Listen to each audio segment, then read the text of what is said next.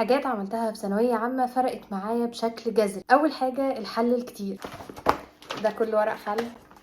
ده انا حليت اكبر كميه انجليش في العالم. دي ليله الامتحانات، دي امتحانات فيزياء انا كنت طبعتها ليله الامتحان. تاني حاجه هي ان انا كنت كل اوراق السنه او كل الامتحانات اللي امتحنتها خلال السنه او كل الاسئله اللي كنت بحلها في ورق خلال السنه كنت بجمعها كلها في ملف وبخليه معايا اراجع عليها كل فتره زي الفايلات دي. ده الفايل الاول بتاع الانجليش، ده تاني فايل، ده بتاع الفيزياء. كميه فيزياء بشعه.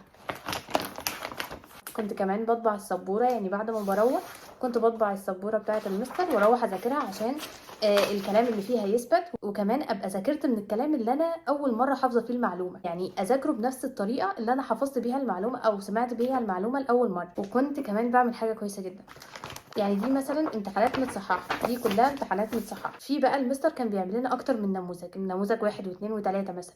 انا كنت بامتحن نموذج 1، كنت احيانا بروح وقت تاني بعد الامتحان يعني امتحن تاني امتحان. ولو ما كانش عندي وقت ان انا اروح امتحن تاني كان المستر بينزل لنا الامتحانات على الجروب، كنت باخدها واطبعها او بصورها من الموبايل واروح اطبعها عشان احلها مع نفسي واشوف التصحيح بتاعها واصحح لنا، يبقى استفدت بالامتحان بتاعي واستفدت بالامتحانات بتاعه زمايلي مش الامتحان بتاعي كمان لوحدي. ده فايل الفرنساوي، كل اوراق الفرنساوي او امتحانات الفرنساوي والشتات وكل حاجه خدناها طول السنه. ده فايل العربي، وكان فيها كمان حاجه كويسه جدا، دي امتحانات مستر رضا الفاروق، كان منزلها لنا ليله الامتحان او حاجه كده.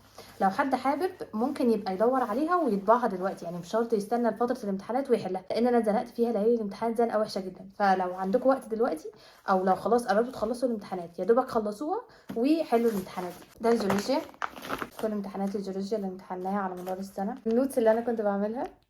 فايل الاحياء، فايل الكيمياء، اللي يشوفه صغير كده يقول عليها طيبه والله، بس هي مش طيبه خالص. تالت حاجه بقى انا كنت بعملها وفرقت معايا جدا هي ان انا كنت بعمل كراسه لكل ماده، كنت بكتب فيها الملاحظات، الاسئله اللي انا غلطت فيها، الشرح اللي انا بسمعه او مثلا الملاحظات اللي المستر بيقولها في اثناء الشرح. كل الكلام ده كنت بجمعه في كراسه وبراجع عليها كل فتره، كانت بتبقى مفيده جدا جدا جدا في الفتره اللي انا محتاجه اراجع فيها على الحاجات المهمه. دي كراسه الانجليش، وبجد بجد دي فيها كنز كده حقيقي، لان انا كنت بشرح فيها الجرامر بطريقتي انا، لان انا ما كنتش بحب شرح الجرامر المكتوب لا في المذكرات ولا في الكتب. كنت بحب الطريقه اللي انا بفهمه بيها اكتبه انا نفسي بيها، وبكتبه بقى عربي وبكتبه بالعاميه وبشرح لنفسي بطريقه مضحكه جدا يعني، بس انا كنت بفهم من كده. وكنت بكتب فيه كمان الكلمات اللي عندي مثلا، دي كلمات ما كانتش بتبقى في المنهج بس انا كنت ببقى محتاجه احفظها ليا. دي كراسه الفيزياء برضو، والله مفيده بشكل رهيب حقيقي.